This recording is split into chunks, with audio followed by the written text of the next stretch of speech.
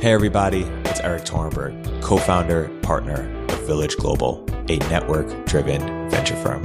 And this is Venture Stories, a podcast covering topics relating to tech and business with world-leading experts.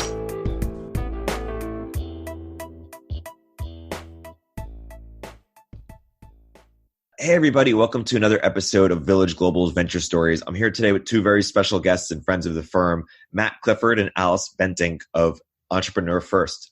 Guys, welcome to the podcast. Thanks for having us. It's great to be here. So why don't we start first by way of introduction by defining what is Entrepreneur First? And Matt, you gave a talk on why starting a tech company is the way you can have the biggest impact in society, and you sort of try to reconcile your technology interests with your effective altruism interests. Maybe you can give a bit of a introduction there too. Well, I'll let Alice kick off with what Entrepreneur First is, and then I can pick up that side of things. So Entrepreneur First is a talent investor. And really this is a new category of investing, a new way of investing. And I suppose one of the easiest ways to think about it is if you think about what happened when accelerators were created. And there was this new idea of like, oh wow, you can invest in companies before they're even ready to take on a seed round, when it's, you know, two founders and a laptop and they've maybe got a sort of idea and maybe a little bit of traction. And I suppose the idea for EF came from, but hang on a minute, there are a bunch of individuals out there who want to start companies, who probably could be very good founders, but actually don't have any way of testing that. And so that's why we call this talent investing. So broadly what we do at EF is we find the world's most talented potential founders before they have a team, often even before they have an idea. And we work with them to take them through that process of finding a co-founder, developing an idea, and getting very early stage funding. And I suppose being a talent investor, we put our money where our mouth is, and we invest in the individual itself. So we give them a living stipend that then gives us an option to invest in the company they create. But really, we're funding a bunch of potential founders to see what they can create and putting a framework and program around that to give them the best chance of success. Yeah, and I think, every great company needs a why now, like why is this the right time? Why hasn't it been done before? And, picking up on the theme you hinted at, I think one thing that struck us when we quit our jobs, actually now quite a long time ago, 8 years ago, to start Entrepreneur First, was that the world had really moved on in terms of like where impact was to be had, but careers largely had not. And I think it's probably worth saying, given your audience, that this is probably maybe not Europe-centric point, but probably a non-Silicon Valley point, which is, part of the way we talk about what we do is that in Silicon Valley, it's the most natural thing in the world to express ambition starting a company. Almost nowhere else in the world is that true. And, so if you walk around, top universities, if you walk around careers fairs in Europe, in big parts of Asia, and ask smart, ambitious people, what are you going to do? It's actually these like very familiar, I would call 20th century answers. It's about getting a job where you're going to climb a corporate ladder and make your boss look good. And in some ways, there's nothing wrong with that. But to me, that's a very archaic view of how to have impact in the world. And I think one thing that we find that our best founders who come through the program love about the opportunity is that there is no ceiling on what they can do. The ceiling is really limited only by talent and ambition. And so what we were trying to build in Entrepreneur First was a new way of building a career, whereas Alice says you can invest in someone before they have a company and give them access to this unbounded ambition, which even at a great firm like Goldman Sachs or Google is simply not possible. What do you say to people who say that there's too many founders, everyone's trying to be a founder, there's too much capital in the system, we need people to actually work at these companies and help build them? What do you say to those two critiques, I guess? I mean, I'd probably push back and say it depends on your geography. So we're not based in Silicon Valley, or we're HQ'd in London, but have offices in Paris, Berlin, Bangalore, Singapore, and we're just opening in Toronto as well. What we see in these non-Silicon Valley ecosystems is that being a founder is not an aspirational career path. It's still a very, very small percentage of individuals who even consider being a founder, let alone take that step. And one of our beliefs is that the world is missing out on some of its best founders. We believe talent is equally distributed, but opportunity or even aspiration to be a founder is not. So I suppose I'd challenge that and say that, we often get asked, why hasn't there been a Google of Europe, or why hasn't there been a Facebook of Europe? And our answer very simply is that, Mark Zuckerberg would probably be an incredible hedge fund guy making, hundreds of thousands of dollars each year, and also would be highly respected by his peers for that career choice. So a large part of what we're doing at Entrepreneur First is really trying to change the way that the most ambitious, most impactful individuals see their career aspirations. I think there's just something quite weird about this idea. And I think it comes from the history of startups and the sort of understandable pride that people have in the fact that entrepreneurs have been outsiders, that they've been, the crazy ones, like everyone knows the Steve Jobs speech. And, certainly there's a ton to respect about that. But it's kind of weird to be in an industry that sort of wants to put a natural ceiling on its size. And I think in any industry that we would evaluate as venture capitalists, we'd be looking at, what are the structural causes of change that, might affect the market size? And, I think when you look at are there too many founders, you just have to look at the structural causes of change. And, at the very, very basic level, at risk of saying something utterly banal, the internet has given people an opportunity for scale, which means that the upside from starting a company is bigger than ever before. And things like, the rise of cloud computing, open source software have reduced the cost of starting a company. And, in any other industry, if we were like, oh, wow, this is like massively more potentially lucrative and the costs have fallen, it would be kind of weird not to expect that the demand to enter that industry would rise hugely. So we don't worry about this too much. And I suppose the only footnote I would add is we're all for talent aggregation. So we're certainly not saying everyone should be a founder. We're certainly not even saying everyone who joins Entrepreneur First should be a founder. In fact, I think one of the things that if you look at our alumni, they say they most value about being part of Entrepreneur First is the opportunity to hire their classmates, their cohort mates, whose ideas, it turned out either weren't venture scale or, they weren't fully ready to spend 10 years of their life on. So actually, we think that by legitimizing and even valorizing the path of a founder, you do actually, in the second order effect, is that you valorize the value of being, first and second and third employee of a really exciting company. Yeah. I find that the people who are complaining about too much capital are often venture capitalists who want less competition. Founders are never complaining. Yeah. Matt, you've written about talent misallocation, disrupting ambition. Alice, you were just speaking to it. How do you most effectively disrupt ambition or change the culture so that more people become founders? I mean, is it tangibly you just need to see a big winner, or what is the most effective lever that you can pull? I think there's something prior to even having winners. I mean, it certainly will help. We find it helps even at the local level when you have exits of any size. You start to build a virtuous cycle. But I think it's more than that, and I think it happens at the level of esteem and admiration and peer effects. So one thing that Alice and I feel we've been sort of apologizing for sort of 8 years is being management consultants at the start of our career. We had a great experience at McKinsey. It's where we met. None of us wouldn't exist without that. But there is a reason that we went there. And it wasn't, frankly, that we had a burning desire to be management consultants. It's that the smartest, most ambitious people we knew, back at that time, I think we both applied for that job just before the crisis, were becoming management consultants. So that's what we felt we want to do. So, it's going to take, our oldest companies coming out of the current version of EF, that's sort of 5 years old, and, they're just hitting their like Series Cs or whatever. So even those companies which look great, they're going to be a long time before we have the big win that makes people say, oh, yeah, there's definitely, the time is now for talent investing. I think what's very positive for us is you don't need that for the cycle, the flywheel to start to turn. What you need is the smartest, most ambitious people in your class saying, oh, actually, I'm going to turn down the job at Goldman.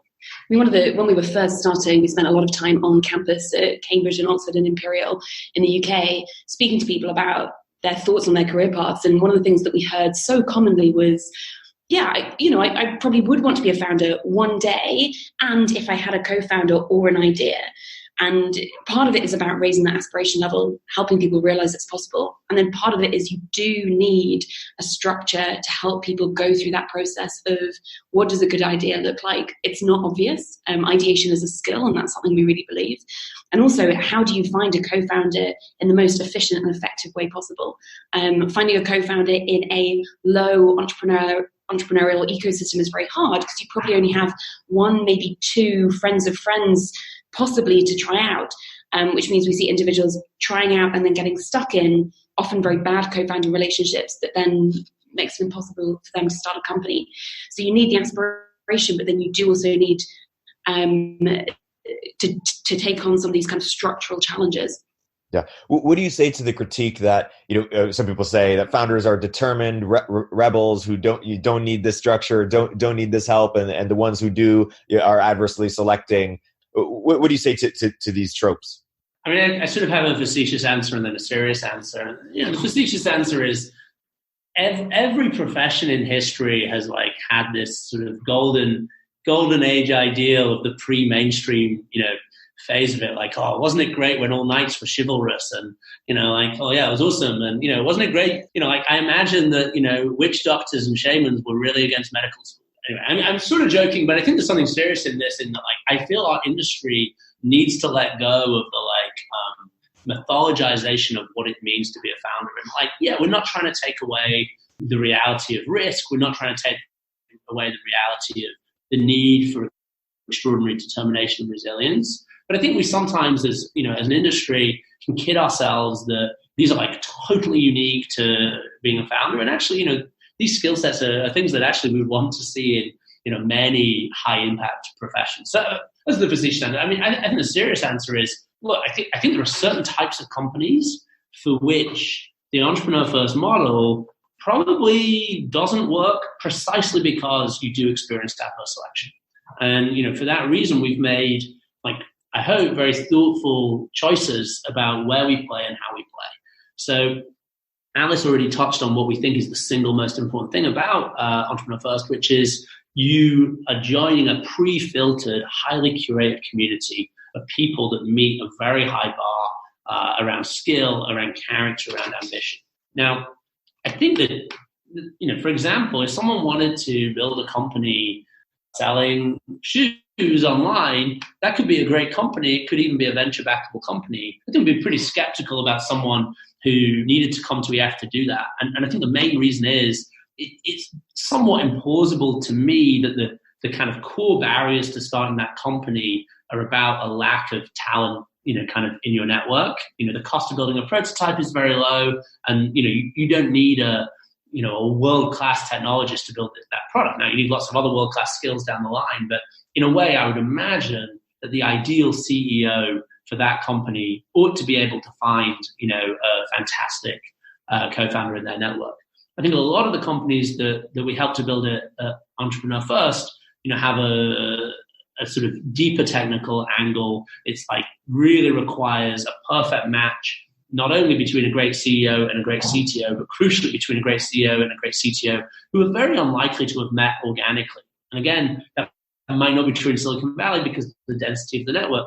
Certainly true in London, in Singapore, and in our other markets. So, for example, if you look at some of our companies that were pretty early in the sort of applied machine learning wave, 4 or 5 years ago, they were a combination of a CEO that had got really savvy about the space and a CTO who was one of the few people at the time with a really kind of strong background in deep learning. Those people were not necessarily going to meet each other because one perhaps had a very industry focus and one had a deep technical focus. So we really believe that adverse selection kicks in when the more obvious way to build that company is that those people ought to know each other. We specialize in companies where actually the lack of density of networks outside Silicon Valley means that the right co-founding pair probably don't know each other. Let's talk about ideation. Another trope is that people should, be passionate about what they're doing, or they should, VCs like people who can't sleep because of an idea for many years. But why is that wrong, or why can't you assign people ideas? And then let's talk about what you've learned about how to do ideation well with something non-obvious in that realm. Sure. So I don't disagree with anything that's said there in terms of founders need to have a deep connection with their idea. They need to be deeply passionate about what they're doing. I think the challenge that we see, particularly in these ecosystems where there isn't a kind of deep history of entrepreneurial culture, is that it's very hard for individuals to assess whether they're developing a good idea or not. So if you think if you're in Silicon Valley, you get the opportunity to bounce your idea off experienced startup experts, if you like, whether it be somebody who's built a startup, somebody who's been a mentor, somebody who's been an angel investor, and get that very, very quick feedback loop. I suppose one of the things that really surprised us when we first started EF was we were working and we were finding these incredible individuals who were high ambition, high impact individuals, but the ideas and the kind of ideas that they wanted to work on didn't meet their potential. And so largely what we were saying, we actually had a marketing slogan for a while, which was don't build a dating app, because we would have these, machine learning PhDs coming out of Imperial or Oxford, and they all wanted to solve a problem they experienced on a daily basis, which was dating, and build a dating app. The way that we've sort of flipped that on its head, and particularly because we work with a lot of deeply technical individuals, is to say, what is the problem that you have a competitive advantage in solving? So when you look back at the experience that you've developed over the last, however many years in academia, however many years in whatever industry you've worked in, where do you have an advantage in solving a particular problem? And what we found, we call this edge, using your edge to develop an idea. What we found is it's moved us away from ideas that were in very, very crowded categories, whether it would be dating or food delivery or whatever the next Airbnb or Uber-esque idea is, to really solving kind of big, globally important problems, often in the enterprise space. So a lot of our companies are B2B facing, but really leveraging the expertise of the founders. So do they use their passion? We actually don't use the P word. We don't talk about passion, because typically if you ask someone about their passion, they'll talk about something they've got a very light knowledge of that's often a hobby. We actually get people to say, okay, well, what have you dedicated the last 8-10 years of your life to? And how can you leverage that to be an expert in your space and to use that as the base for developing an idea? Imagine Sequoia or Benchmark or some venture firm were sitting with your fellows and helping them come up with ideas. How might traditional venture think about ideas differently than you guys might think about the ideation process? I don't think it's sort of wildly different, actually. I mean, I think it's just weird at the start because people are iterating through both ideas and teams at great pace. And honestly, that first 3 months when people are doing that, it's a relatively closed process. We actually wouldn't expose people at that stage to investors, and that's not because of any sort of kind of nefarious motive. It's because actually I think we're so used to the idea that great founders have been thinking about this this one thing for a decade that if we don't pattern match that, we can be quite quick to dismiss it. I think what we look for is people who over time can hone their understanding of a problem. And one way that we use edge, which is the idea that Alice just mentioned, is we ask ourselves, when they do go to that first investor meeting with a great VC, what is it in this person's background that will make them not only a plausible founder but a deeply credible founder for this problem? And that's one of the filters that we use as we evaluate is, does this story make sense? Or is it really vulnerable to the critique of, hey, you two met 3 months ago and came up with this idea? Like, honestly, if entrepreneur first companies look like that 6 months later, then we've sort of failed. Our job is not to give people ideas, but it's to help them find the thing where their sort of founder market fit is stronger. I think that's a really important point as well, around how team building and ideation for us can't be disconnected. So if I was to come up with an idea by myself, it's based on my experience, my skill set, what I can personally achieve. And that's largely what we see when people come to EF, is they're focused on what they can achieve. The amazing thing about Entrepreneur First is that because you're joining with 50 or 100 other individuals, it's actually about combinatorial innovation. It's, okay, Erik, what could we achieve together and what could we build together would probably be very different compared to what Matt and I would end up building together. And so it's really increasing the kind of possibilities and number of ideas for that individual, depending on which co-founder they end up with. One anecdote about that because it's top of mind. I had breakfast with the founder today. One of the companies that we're very excited about is very early stage, a year-old company called Fabric Nano. They're building what looks to be a breakthrough way of immobilizing enzymes, which is like hugely, hugely important in like vast industrial applications that are highly lucrative. The CEO of that company, amazing guy called Grant, his background was he worked at the Federal Reserve and he was in the PhD program at London Business School. Like he's like a monetary economist, and his co-founder, fortunately, has a very, very deep background in enzyme immobilization. Now, what's amazing is when you speak to these two people about why they ended up building the business that they did, what you would never hear and what is not true is that Ferdy, the CTO, had this great idea and kind of Grant jumped on it. What is amazing is even when the backgrounds are that disparate, it's actually almost like the ability to analogize, the ability to kind of co-create across different backgrounds that create something amazing. And so when we talk about edge, that is not meant to be a limitation or a hard stop on what people should do. It's also it's really meant to be a starting point. It's a starting point, exactly. Yeah. And I think the best founders on our program almost always end up to use, as I said, the P word, becoming very passionate about a topic, but also sort of just end up working on something they could have never imagined right at the beginning. Totally. What separates people who end up starting companies out of EF and lasting versus ones that either start and flame out or ones that don't even get one off the ground? And how have you honed your sort of talent evaluation over time in terms of what the qualities you're looking for? What have you learned about that, or anti-qualities? Oh, I mean, I think we could do an hour on this by itself. So we're starting from how we kind of look for talent and where we dig these people out of and what we look for. So you can apply to EF. That's definitely one route. But we actually spend a lot of time reaching out and sourcing the people that we want to apply to EF directly. We know that the most talented individuals in the world will have a bucket load of other options, and many of them won't be considering entrepreneurship. And so we do have a pretty big internal talent team whose job is to find and convert these individuals. We're looking for founder potential, so we don't always get it right, and we don't expect that everyone in our cohort should automatically convert to being a founder. And we see that as kind of taking appropriate risk. We should be experimenting with different kinds of individuals and different kinds of backgrounds. Because when it comes to actually evaluating the kind of people that we're looking for, there are two things we look for, ability and behavior. And really what we're looking at is their ability and behavior compared to their peers. So we're interested in their trajectory. And ability, we want smart people, we want skilled people, particularly if we're looking for technically skilled people.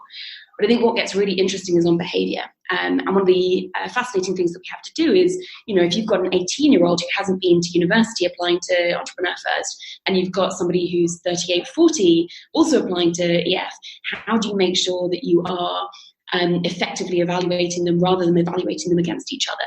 And this is where this idea of taking their experience, comparing it to what we believe their peer group could or should have done. It means that as the 38-year-old, it's probably much, much harder to get into EF, because if you look at what the world's kind of top 1% of 38-year-olds have achieved, or maybe 40, 45-year-olds, you could be running a country or running a 10,000 person company. But this idea of we want to know we want to see your trajectory, how that compares to your peers, and we want to see that you're basically in the kind of top 5 or 10% of what your peers could have achieved is one of our main indicators. So we're looking for your ability to challenge convention, we're looking for your drive to achieve, we're looking at your ability to show leadership and followership at a very early stage in your career. And largely, one of the interesting things we find is that some of the best entrepreneurs on our program are those that have a very spiky profile. So they might actually be very, very strong on one or two of these things and really pretty crap on a bunch of other ones. These kind of spiky profiles seem to perform very, very well. I think this is really important because my guess is most of your US audience won't have heard of Entrepreneur First, but I'd say our brand in the UK is we are very fortunate to get some of the very, very top academic minds in the country. Like the last cohort, we had a woman who's like co-authored papers with Stephen Hawking, and it's like not totally unusual at EF, that sort of thing. But I think one thing that's probably a bit of a myth is that that's all we do. And actually, I think that framework that Alice laid out is really important because it allows us both to find the Stephen Hawking co-author, but also to find the sort of 19-year-old high school dropout who's self-taught. And, I think early on, probably we were a little bit too prescriptive and maybe a little bit too sort of dependent on evaluating badges rather than behaviors. And, it's all credit to Alice, really. I think sort of we've over time honed that framework of how you separate those two things out. And I think that's made us much more effective talent investments. I think it's hard in the European Asian ecosystems where the VC world is still a little bit more nascent compared to Silicon Valley, where I think there is still a VC bias here for more experienced founders, and founders with badges often do pretty well. And I suppose VCs aren't our customer. We're not producing startups for investment by downstream investors. For us, it's really about unearthing talent that wouldn't be doing this otherwise. You mentioned the idea by which you don't want companies to look like they were formed 3 months ago, in this factory. What does that mean? Like, what's the biggest lever by which you can influence that? I think in a way it's less something we can influence, and more I think it's an emergent characteristic of the combination of the founders as a co-founding pair and the idea they choose to work on. And I think the observable layer of this is the speed of learning.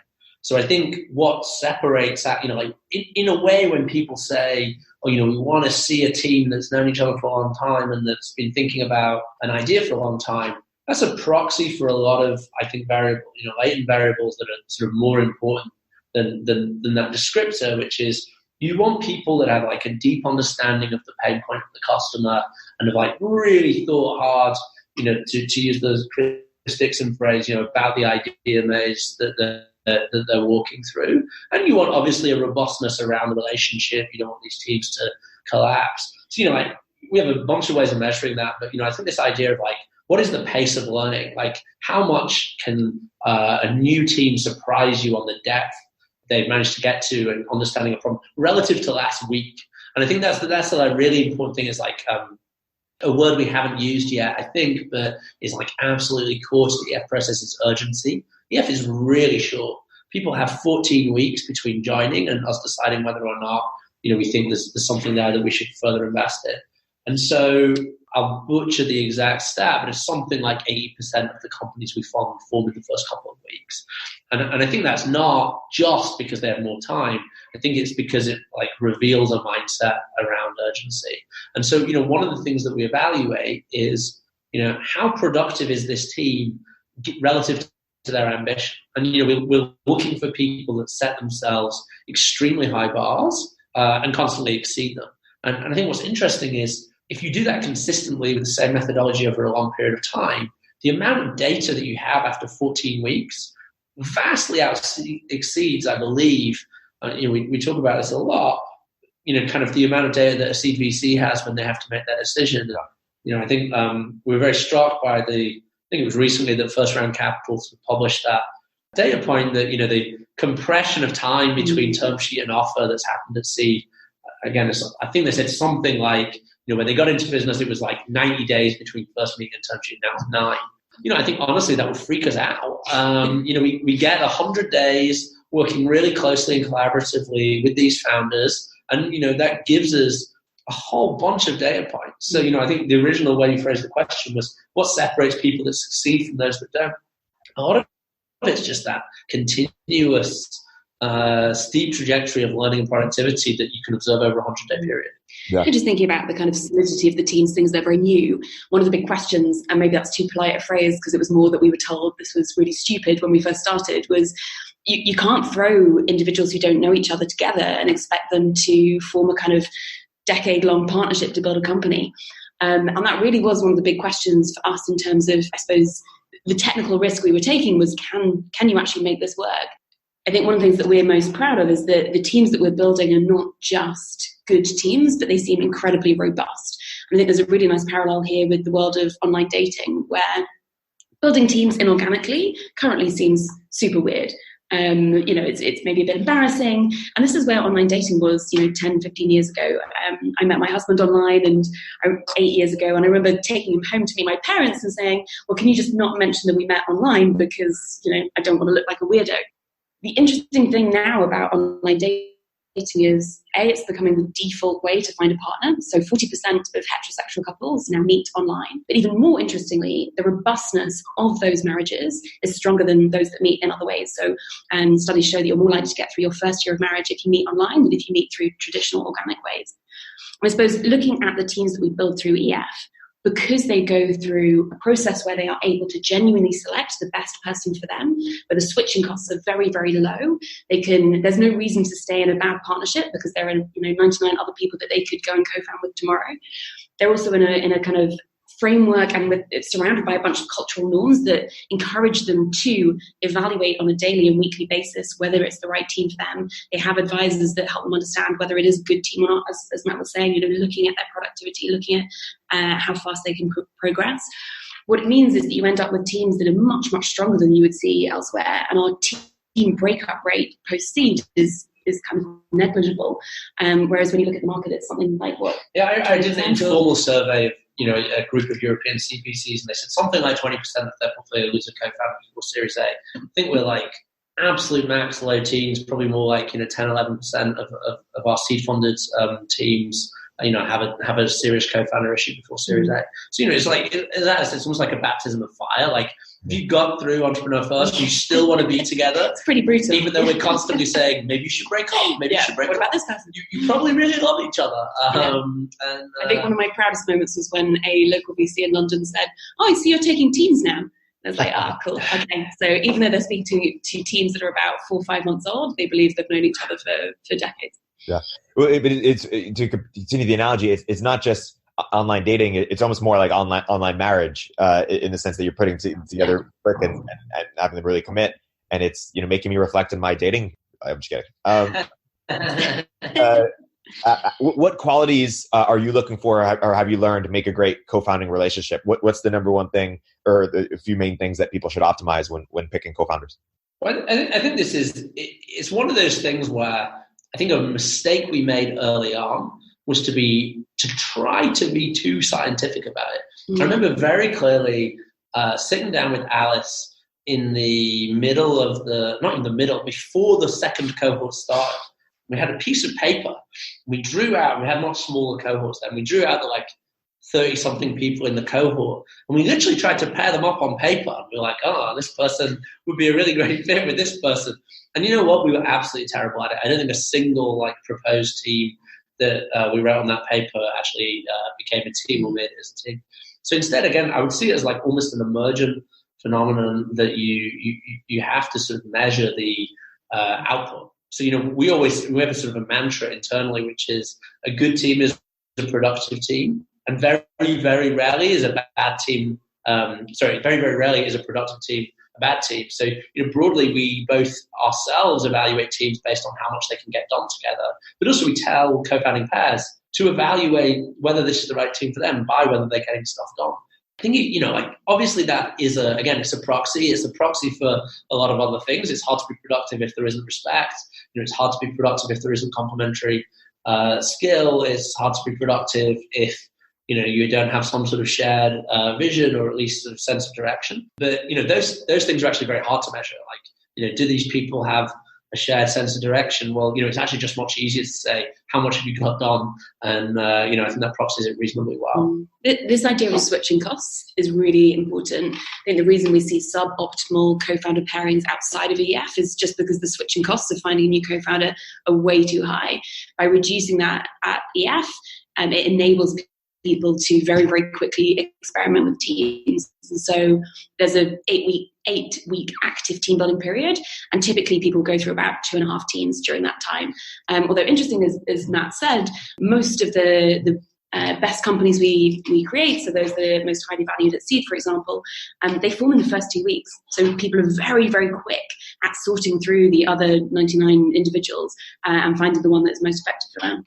Totally. Say more about how you advise people to navigate the idea maze. I think the idea formation and more so the idea validation process, I think, is still the biggest black box for startups in terms of creating structure around it, just because it's so disparate for different ideas.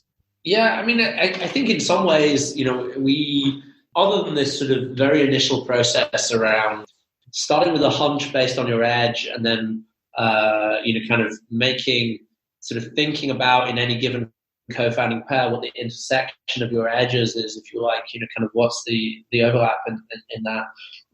In a way, I think our advice at Entrepreneur First is very typical of what you would hear in general. We're all about customer validation. Like, go talk to your customers, try and invalidate quickly, this sort of thing. Now, I think what we're not saying is, there's a danger in that you end up with like a very incremental, potentially unambitious process. So, I think what we want people to do is think about, and again, to echo what Alice said earlier, a big challenge in emerging ecosystems is often that ambition is implicitly, sometimes even explicitly discouraged. And so, I think a big part of what we do is try and amplify ambition. So what is the biggest thing this could be, not the smallest? And then, just sort of find the customer that you're going to do this with. I think, as we said, people have only got 14 weeks to do this, which is remarkable how in 14 weeks, not only do people come to the pitch that they do for us with a team that seems super credible, an idea that seems really exciting, but very often they have a customer. And there's no substitute for actually just engaging with the market. You have a framework for when to pivot? So we have a way of thinking about pivoting, in that I think a lot of the kind of language around pivoting often leads to slightly weird behaviors with our founders. So what we talk about is linear ideation. So the idea is that you start with your edge. Your edge is your kind of initial point. It's a constraint. It's a way to have a conversation with potential co-founders. But then you're looking to linearly build on that edge through customer development. When we talked about pivoting with our cohorts and with our founders, what we found was that they would typically see pivot as a way of, I've hit a roadblock, let me start on a fresh new idea. And unfortunately with that is you are destroying all of the value, all of the learning, all of the networks that you've built by even making that progress in that initial idea. So what we challenge our founders to do instead is to go out, speak to customers, and then linearly build on what they've learned from that customer to develop the idea. It does often mean that they end up in very different places from where they started, but you can almost trace back how they've gone through the idea maze and how they've tested that in different ways. Obviously, we have very compressed timelines, so our founders don't necessarily have the luxury of being able to kind of throw things at the wall and see what sticks, and that does limit the kind of companies we create. We probably wouldn't create Snapchat. There's kind of new forms of user or customer behavior. That probably isn't going to come out in 14 weeks. But it does mean we have some amazing companies doing what we often call intentional innovation, solving a known problem, but in a totally new way, with new technology or new business model, that means that they can create space for themselves in the market. I mean, one of our favorite stories about this is a company called Erik, which is based in the UK. It's a healthcare tech company, and they, while they were on Entrepreneur First, they had a passion for healthcare. I know we don't use that word, but in this case, both Jake and Lawrence, that they'd come in with that as the area they wanted to focus on, and they developed a thesis around a really big problem, which is exactly what we asked them to do or suggest that they do, which was sort of antimicrobial resistance. Huge issue. Some people think literally sort of like top 10 existential issue for humanity is antibiotic resistance, and so they start to ideate around how you could like make a real impact on this. One of their ideas was that a lot of the problem comes in prescribing, and so they start to mock up decision support software for general practitioners, family doctors to use in their prescribing. And again, using our lens of productivity, they were super productive. They went around and spoke to hundreds and hundreds of doctors, and broadly the feedback they got was, well, it's great giving us this fancy software, but this isn't the problem. The problem is that the patients don't do what I tell them to do. They don't take their pills.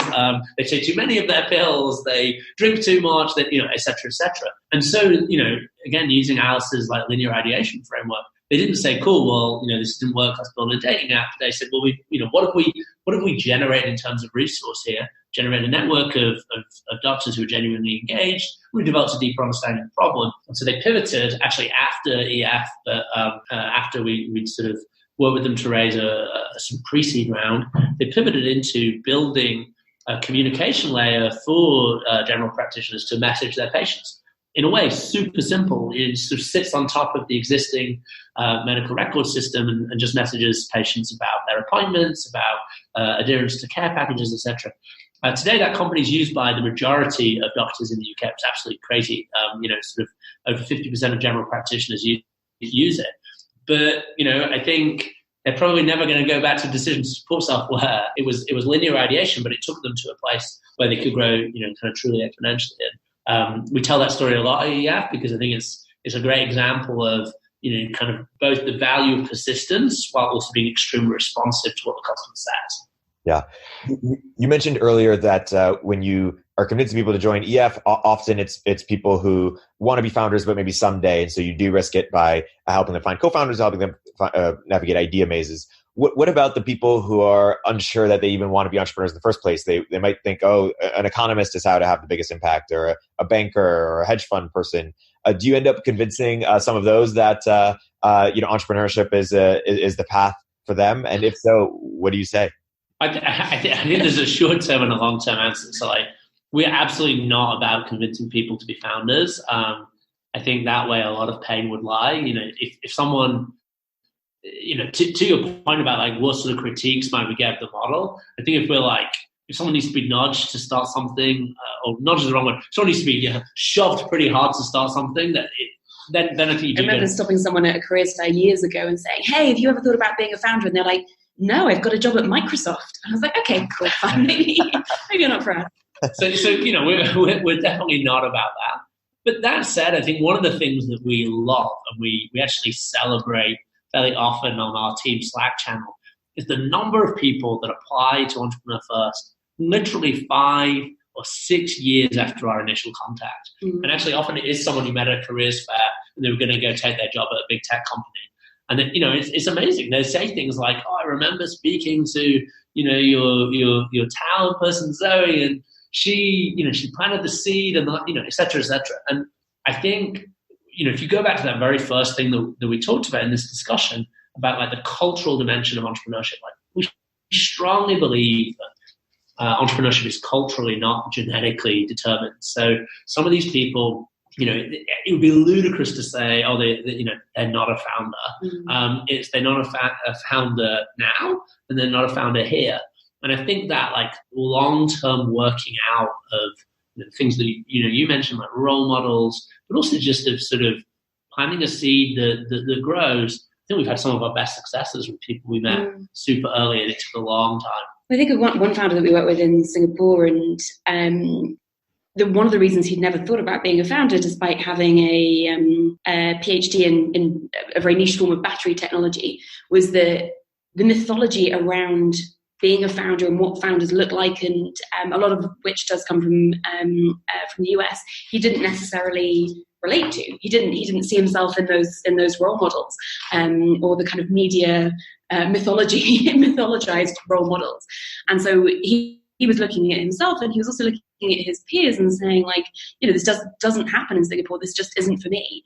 And so it was less that he was never planning on being a founder, but more that there were so many cultural restraints on how he thought about his career path that he just needed to have the conversation with someone.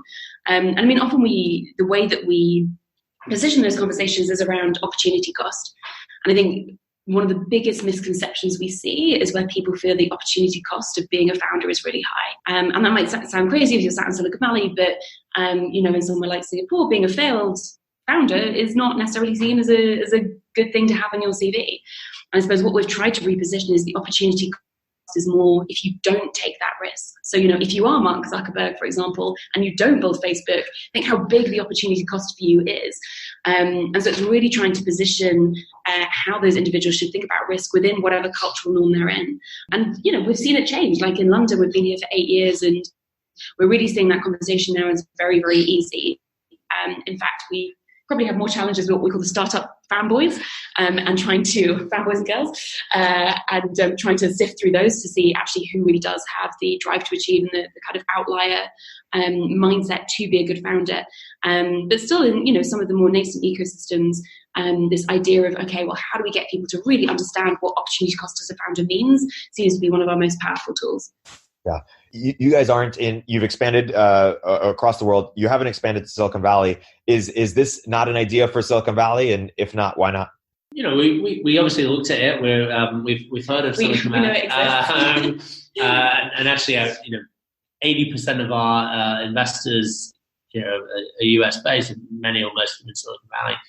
I mean, I think if you go back to the starting point, what is the problem that we think we're solving?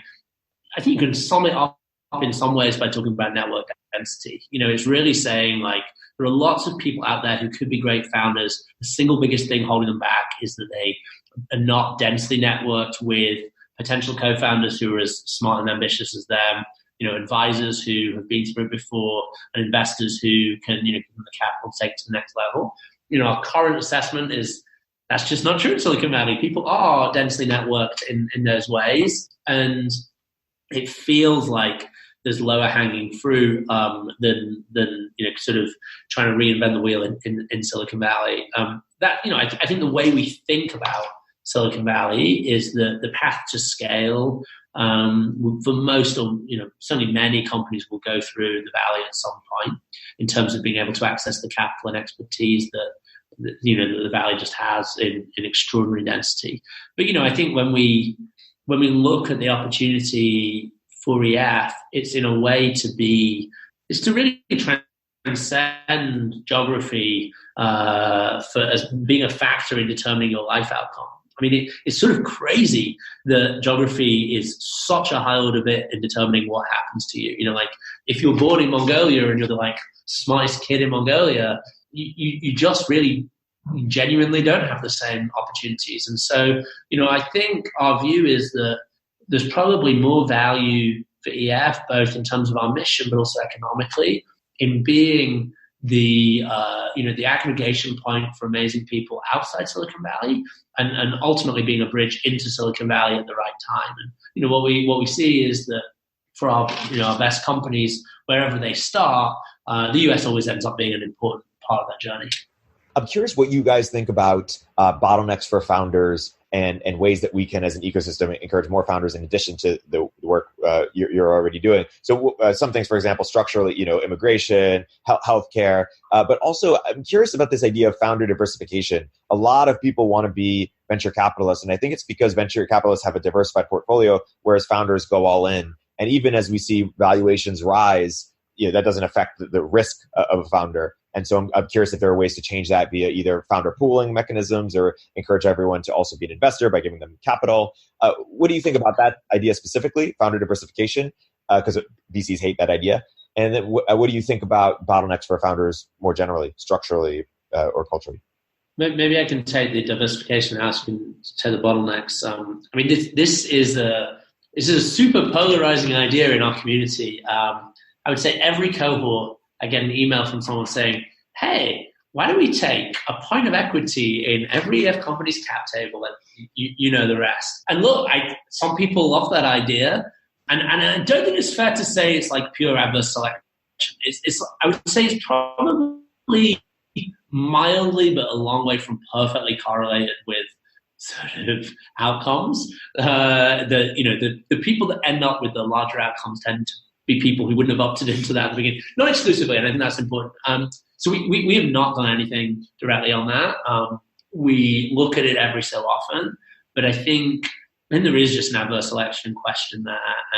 Arguably we're in an interesting position to work on that in that however talented you believe you are, the level of risk you're taking pre-company is very high. But I think that's one thing. On the investment side, it's very interesting, and actually that is becoming much more of a thing. So, we are very lucky to have some exited founders who've, kind of made very significant amounts of money, and we're very proud to have some of those as investors in EF and in our funds, but also kind of probably more importantly in EF companies. What's really cool is a sort of community-led initiative in London that's just getting started where one of our founders said, look, can you help us form a syndicate, easy to use, quick, where we can invest in EF cohort members. Now, it's not quite the Silicon Valley level where these people are, raising their own funds to invest in EF companies, although I hope and believe that will come. It's definitely happening.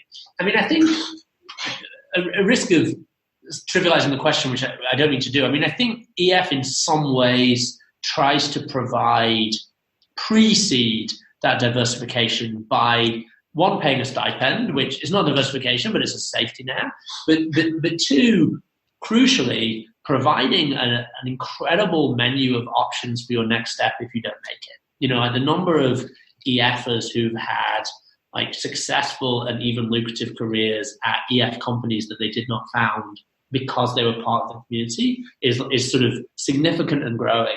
And so, again, you still got all your eggs in that one basket. But when I think about the kind of risks that people talk about to us during the program, it's actually as much about, we all know there's an element of luck in this, you know, like, and I don't just mean in the venture journey. I mean, even in EF, I mean, we try and make it as sort of talent driven as possible. There's always an element of luck, but I think people do feel, I hope, that, you know, the product that we've ended up creating actually takes a lot out of that and gives people a number of bites at that. I mean, it's not totally unusual to see a team that's going towards our investment committee break up because they'd actually rather join one of the other companies because they believe their opportunity there is going to be greater. And I think that is an important part of the de-risking mechanism that EF has. I mean, just thinking more generally about bottlenecks, I mean, you already touched on visas, but when we look at our sites around the world, pretty much all of them, maybe bar Bangalore, are very immigrant driven. So we still see that, you know, whether you're in the London office or the Berlin office or wherever it may be, the majority of people on our cohorts are usually not of the nationality of the country that we're in. So making sure that we can continue to talent aggregate in each of these sites for us, we believe, is super important. Obviously, things in the UK are particularly interesting right now. We're getting to grips with the new post-Brexit visa rules, which in some ways may be very positive because it looks like we should be able to get better access to global talent, not just EU talent. But I suppose one of the big concerns for us is always about talent aggregation. You know, we need to get these individuals in the same place together. This kind of in-person element does really matter. And so visas are a large part of that. And I think actually, if you want an optimistic take on that, I would say at least 3 of our jurisdictions are pretty openly competing on how you make visas available to elite technical talent. And actually the UK is one of them. I mean, like Brexit definitely represents some challenges from a talent perspective, but, you know, one thing that's pretty exciting is the government has, you know, to briefly plug the UK, the government's removed the sort of cap on the number of what it calls exceptional talent visas that will give to scientists and technologists. That's pretty amazing. France has a similar thing. We've always found the government of Singapore super supportive of sort of bringing in the right talent. So I think it's encouraging that governments around the world are at least starting to see this as a dimension of competition. I think just one other bottleneck, or one other group that we see a particular bottleneck for, is women. Our gender diversity is still, despite something we've worked on for the last 8 years, is still not great. About 20-30% of each of our cohorts is women. One of the big challenges we see is that, particularly because we go after a lot of technical women, the opportunity cost for women joining the cohort is often higher than their male peers. Because that talent group is so heavily competed over, they'll often have multiple competing offers from other big employers, you know, come and join the office in Mountain View or whatever it may be. And so we actually see that one of the bottlenecks in our own pipeline is just attrition of women before they even join, due to other very lucrative cross offers. Basically, Alice is saying, pay women less so that we can have more. I'm sure that's not what she's actually saying. Would you guys experiment with alternative investment instruments like ISAs or something else? I guess more broadly, to close, talk about the future of EF. You guys could scale in any number of ways. You can go full stack, and like YC, you know, have a growth initiative. You could be at 50 locations. You could start a university, you know, that just goes even more upstream. It gets them earlier. How do you? Well, you read the deck, Erik. Exactly. How do you think about the future? Look, we have a very simple mission, which we're really proud resonates with a lot of people, which is, you know, our mission at EF is to transform the lives of the world's most impactful people, obviously through entrepreneurship. And, you know, really that means that we have to be really good on 3 dimensions. We need to be accessible to all the world's most ambitious people. We need to be attractive to them. We need to be doing something that they think is valuable, and we need to be really effective in how we help them. So when we think about the future of EF, we're really always thinking about those 3 dimensions. So, you know, I already talked about transcending geography. You know, I think one big question for us is, you can think of EF as a series of products, if you like. The sort of unique innovation of EF was that first 14 weeks that we've talked about a lot. But one way of reframing that is that's one product for generating great options for talent and great options for investment. I think we're really excited, over the medium run to sort of experiment with other products that could have that impact for other groups of people, either younger people, for example. EF used to focus on fresh graduates. It's now typically people in their late 20s, or potentially, second-time entrepreneurs who may not want a fully structured program, but do want to be highly networked with amazing people. We're very conscious that it's hard to separate out the product and the financing mechanism for this. I mean, you mentioned ISAs. It's not something that we do right now. We pay a stipend, which, is a big part of when we pitch LPs is, look, we want you to understand why we're going to put a non-trivial proportion of this fund to work in what looks like grants to people that may not build a business. And, the sell to LPs is that's what allows us to access this, kind of unique, differentiated optionality. But, I think clearly there is a limit on how much you can fund in terms of like how high a monthly income you can provide. Frankly, the amount of money that we provide in London is probably enough to pay the rent and keep the lights on. And if you're in your sort of early 20s, it's probably fine. But, if you're, I think we're very conscious that if you're in your mid-30s and you've got a couple of kids, it doesn't seem like a lot of money at all. So I think we're interested in exploring other ways that we can make EF more accessible through better and different financing. But, I think the way we would think about it is, we want it to be that wherever you are in the world, whoever you are, EF has a product that allows you to kind of maximize your impact. And, I think we like to think we're just getting started.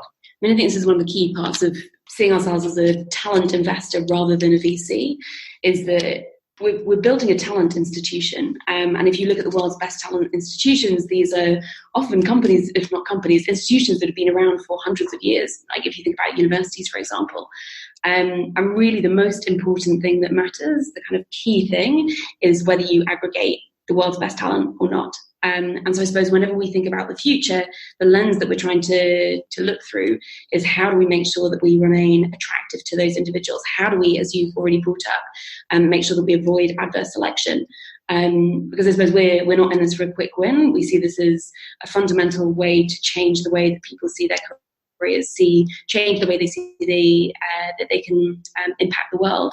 And that's going to take some time. So yeah, I think we're very interested in a lot of these new models, and we're currently thinking about, what does version 2 for EF look like? It's been an amazing sort of 8 years. I think we've learned a huge amount, probably made a ton of mistakes, maybe too many mistakes. But we now have an amazing data set that shows us what is possible through this model and what could be possible through some of the things that Matt was talking about. Totally. And lastly, for the entrepreneurs out there, say a minute or two on how they might think about EF relative to think about something like YC for the aspiring entrepreneurs even, and the differences of the program, because they sort of have a visual of YC in their mind, dinner once a week at this demo day at the end.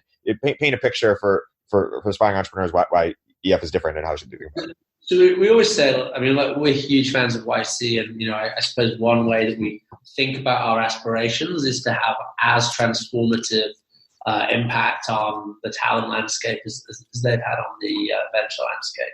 I think in a way the way to think about the difference is very simple, which is like if you have a team and an idea and maybe a product. You should go to YC. Like EF is you are weirdly too late stage for entrepreneur first. If you are, if you know that you are hugely high potential, if you think you have what it takes, but for whatever reason you don't think that the right co-founder for you is in your network, then I strongly believe Entrepreneur First is the best place in the world to find a co-founder. And one way of thinking about it is that it's a 6-month program, unlike YC, which is obviously close to 3 months.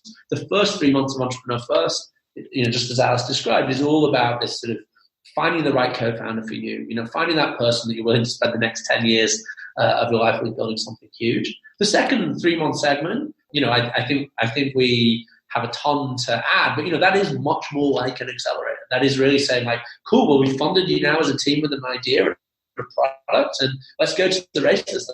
Let's figure out how to take this to market. Let's figure out what the right seed round for you is. So one of the interesting things that we've seen is that we do sometimes take individuals who already have a co-founder or already have an idea, but the way that they use EF is to test whether that was the right decision for them.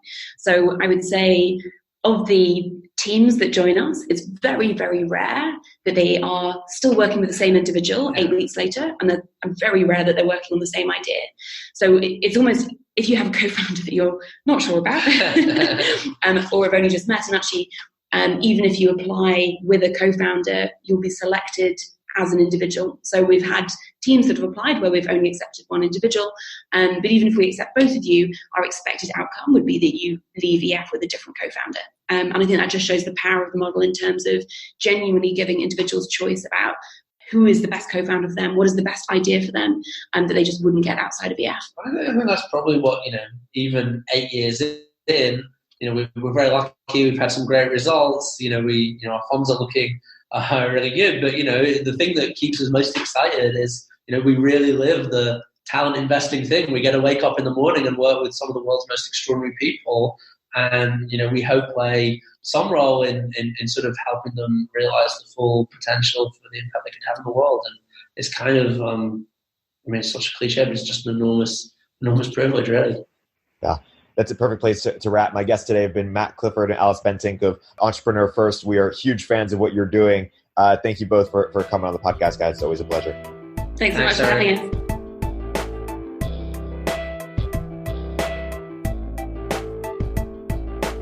If you're an early stage entrepreneur, we'd love to hear from you. Check us out at villageglobal.vc.